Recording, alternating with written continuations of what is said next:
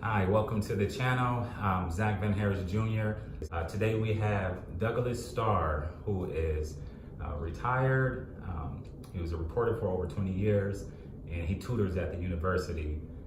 And just giving back to the community, this is very important. He has a lot of wisdom, sharing his life story with us today. So I'll pass it over and let Doug introduce himself. I am Douglas Starr, and I was a reporter for 20 years, and then I went into public relations work, which is the same thing as reporting, only from a different angle.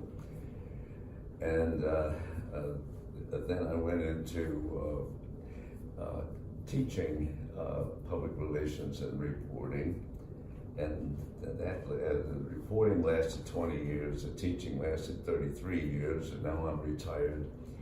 And after my wife died, my daughter took me in. She teaches at the University of Sioux Falls, and I volunteer helping students at the University Center with their class essays and writing, that sort of thing. Doug is originally from Louisiana, yeah. And just growing up there, and done some traveling throughout his life, and meeting different people throughout his life, and also being a war vet. Thank you for serving. So I do want to talk about that a little bit, if you care to share. Today he's brought a picture of this handsome guy here. This is so this is Doug. Was this when you first enlisted, or? Yes, that was after the war. I was 20 years old, and the war was over by then. And see, I'm wearing the ribbons for the war. Okay. So I was in the South Pacific, fighting against Japan. Wow. This is expert rifle. This is expert pistol. These two, and this one is the medal. The ribbon itself is for 10 years in the reserve. This symbol here in the middle is 10 years, so that's 20 years in the reserve. See? So that's what I have: 3, 6, 9, 12, 15, 18, 19 medals and ribbons. Oh, there's one more. And I just got that one last year. It's another Korean medal. I have 3 of those. After I served in the Navy, the Coast Guard attracted me, so I went and joined the Coast Guard Reserve and stayed in that for 20 years. Finally retired military with 33 years service. Wow. 5 years active duty, 2 wars, World War II and Korea. And came out without any problems, no war wounds or ailments of any kind. What prompted you to enlist? Was it was mandatory during that time? Or? Well, no. I was born and grew up in New Orleans. New Orleans is a major seaport, and so I saw ships all the time. They were on the Mississippi River, and there were battleships and destroyers and cruisers, and there were merchant ships, and there were tugboats with their tows going up and down the river all the time. And it began to intrigue me. I thought I'd like to join the Navy, and then I finished high school in '42. And I was 16. I was too young to join anything, so I got a job as an office boy. And when I was 17, I went and joined the Navy. Did not get drafted, never registered for the draft, just enlisted, was sent to San Diego, sent to sonar school to learn how to search for submarines. Right. And was assigned to a destroyer and spent 2 years in the South Pacific. And, I don't know, something like 26, 27 battles on shore bombardments and things like that. I don't know how many suicide airplane raids we had. We sank 2 submarines, And I was there when they signed a surrender in Tokyo Bay. Wow. And after that, we went north of Japan, 500 miles, a 2-day trip. And we helped break out 1,000 prisoners of war, some of whom had been in that camp 4 years. Oh, they looked like walking skeletons. Goodness gracious. Wow. Yeah. So you've seen a lot, you've been through a lot through your service. Yeah. It sounds like you've done a lot of heroic, or no, seriously, you've been a part of, helping those individuals, those prisoners of war. If you guys didn't show up, who knows what could have been their situation. So again, thank you for serving. So once you transition out of military life, service life, and now you're in civilian life, you went into higher education. I did. I was in public relations, and I had just finished 27 years of that kind of reporting and that. And I thought, I'd like to teach something that I've learned by being in the field. And so I called a friend of mine who was a professor, and I told him what I was thinking about. And he said, well, do you have a PhD? And I said, no. He said, well, if you don't have a PhD, they won't even talk to you. So you better go get one, and then you can do it. And so I went back to college, and I got a master's degree and a PhD. Then I applied, and I got picked up right away. And I went to a university in Denton, Texas. Taught there for 12 years, and then Texas A&M down near Houston called me, and they picked me up, and I went down there for 24 years and taught, and retired from that in 2010, and so I've been retired now about 8 years. 2019, so 9 years. Yeah. And my wife had died, so I remarried 4 years after she died, and then I moved to Jackson, Mississippi, where she lived, and taught for 2 years at Mississippi College. So there's 2 more years of teaching. And then she died, and my daughter took me in here in Sioux Falls. And so I've been here for 4 years. And then the University Center put out a request for people to come and help students. And I thought that would be a good thing to do. So I came over and talked to Mercedes, and she said, okay. So I've been here now. This is my 5th semester here. Wow. Yeah. That's awesome. Thanks for this. Thanks for finding a way to give back. Being selfless and giving back to the community, giving back, especially to the youth. Yeah, well, y'all are the next generation that's going to run things. Yeah, so groom us and set us up for success. Yeah. We appreciate that. So doing your reporting in the days of being a reporter, was there any stories or any events that kind of stood out to you that you like to share? For 13 of those years, I was an Associated Press reporter, and for 13 of those years, I was an Associated Press reporter, and with the Associated Press, the deadline is right now. So we had a story, we had to sit down and write it. I got to the point where I could pound out a story about 70, 80 words a minute, like all the other reporters. I wasn't at all unusual. Well, I met people. I met Robert Kennedy while he was campaigning.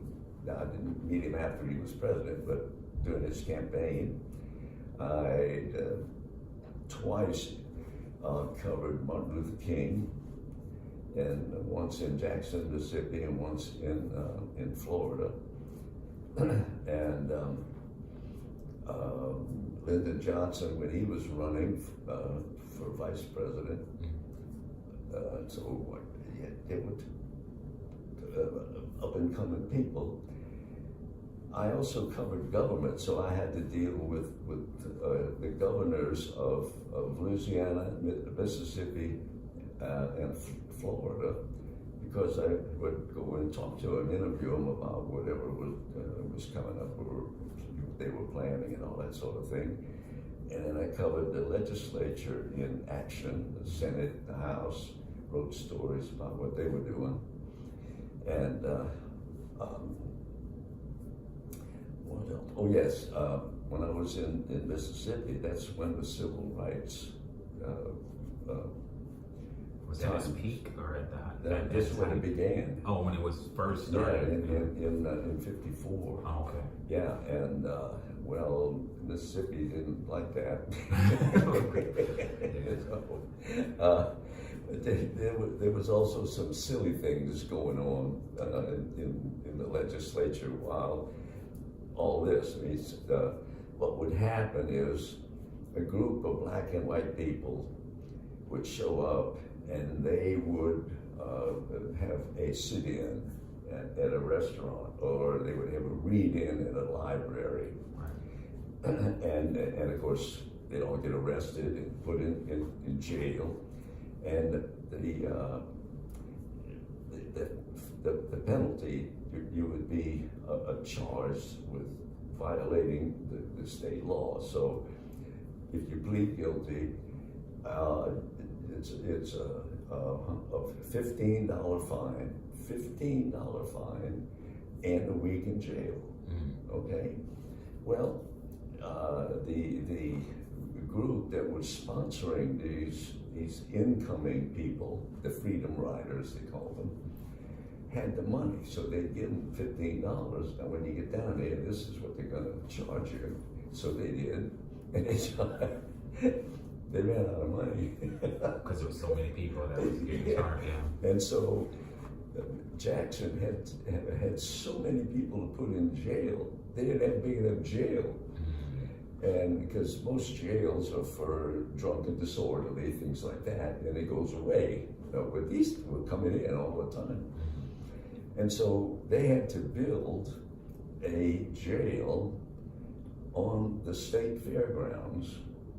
To house these individuals? They had to build, well, it was mostly tents, because they didn't have the money or the time to build a residence, that sort of thing. But they did, they put tents. And they had a place to eat and a place to use a bathroom and things like that. And they had a little fence around it, all of which had to be torn down afterwards because you can't have that when you have the state fair going on. Wow. So, I didn't know that. So that was going on at that time, all kinds of silly things like that. And then finally it kind of petered out, and they quit coming in such large numbers. They would come in maybe 20, and that they could handle them in the regular jail cells, and they'd stay a week, and then they'd turn them loose and basically go home. And they would go home. There would be no problem because they had done what they wanted to do. And why stay? Got things to do back home, because a lot of these people had jobs they had to go home to. A lot of them were kids who were in school and they couldn't miss class forever and ever, So, but in some of the places, particularly in Mississippi, there was a lot of killing, and boy, that was bad. And of course, now the segregation was so strict. I did some research at that time, and every time and then a black guy would get killed. A white guy would kill a black guy. Okay. I did some research and I found out it was in 1866 was the last time in Mississippi a white person was convicted of killing a black person. 1866. Wow. Yeah. And what that was, there was a group of black and white men shooting dice. And one of the white men lost. He blamed this black guy for cheating and taking his money. So when he lost all his money, he left and waited. And when everybody broke up and walked away, he waited for that fellow. He grabbed him and he killed him. Killed the wrong guy. He misidentified the one he killed. He killed a black minister. And then the jail, the court sentenced him, and he got hanged. Last month. 1866. Yeah. Did not know that. Yeah. And but then there were other situations that did that.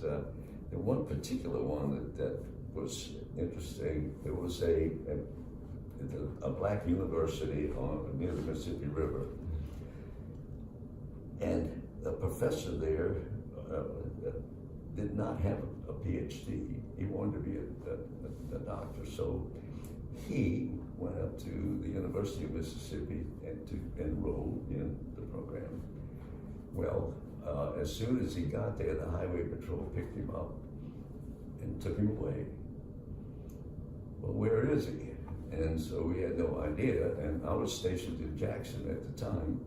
So a photographer and I went over to the Highway Patrol headquarters to talk to the colonel.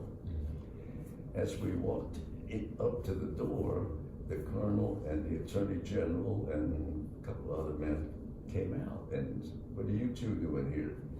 Well, we came to see about the individual, the fellow. Yeah. And I said, well, he's not here. We don't know where he is. And they left and got in their cars and went away. And so we stopped a minute and we said, you know, politicians do a lot of lying. Let's go look. Yeah.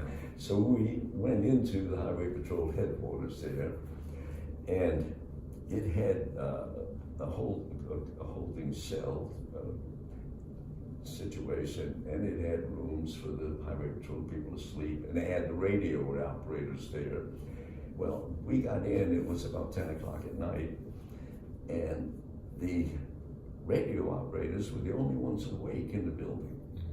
So we said, well, we'll just go look. So we went up to where the holding cells were, and we figured if he's been brought here, he's got to be in one of those holding cells. So we went over, and the door was locked, so we knocked on the door. And somebody from inside opened the door, and we walked in, and there was the cell right to the left of where we would enter, and he was in that cell, so he could reach around and open the door. He couldn't get out of the cell, but he did let us in, so we interviewed him, took pictures, and he was scared. What's going to happen to me? And we said, well, probably not much, because they're going to know you're here, because I'm going to write the story, And so then if they kill you, they'll know who did it, and so don't worry about that. They won't hurt you. I didn't know whether I was telling the truth or not, but try to calm him down, So we spent about 20 minutes talking to him and all that. Then we left him and wrote the story. Well, as soon as it got out, it went on radio, television. I mean, it went now. Back in those days, yeah, it went viral. Of course, we didn't have the internet, but we did have those two things. Yeah. And so we said, "Whoa, boy, we better get back over there." So the photographer and I drove back over to Highway Patrol headquarters, and oh man, we saw here come the Highway Patrol cars. They must have called out every Highway Patrol who was off duty and brought him back. Wow. And we were standing way off to watch this in the parking lot. And then we see two people coming over. One of them is in a suit and one of them is in a uniform. And of course, the uniform guys got a pistol, you know, and all that. And so they come walking over, and I knew who they were. They knew who we were. We dealt with them all the time. And the man in the suit took off his jacket and he threw it on the pavement. And he said, oh, he pointed his finger at me, you know, and all that. And he said, I ought to kill you right now. Mm-hmm. And then the uniform guy grabbed him. He said, oh, he says, hang on, and don't say things like that, that's a reporter. and finally the uniform man quieted him down and led him away. But we couldn't get anywhere near the building because there had highway patrolmen all around it, you know. The next morning, the Capitol Press, you know, about 24 of us, went to see the governor. and asked the governor, what about all of this? And the governor says, I don't know anything about that. I read it in the newspaper, same as y'all did. Yeah, right, you know. And so we said, well, what are you going to do with him? Is he still in? And the governor said, well, they asked Starr there, and he'd tell you. And of course, I had no idea. But after it was all over, a couple of us got together and said, you know, there's a black guy who wants to go to a white college in Mississippi, and he gets arrested and put in jail. They'll probably say anybody would do that must be crazy. Let's go to the insane asylum and see what we can find out. So we went over to the insane asylum. Now we had covered a lot of stories over there too, so we went and talked to the executive, and he said, I have him. He says, he's here.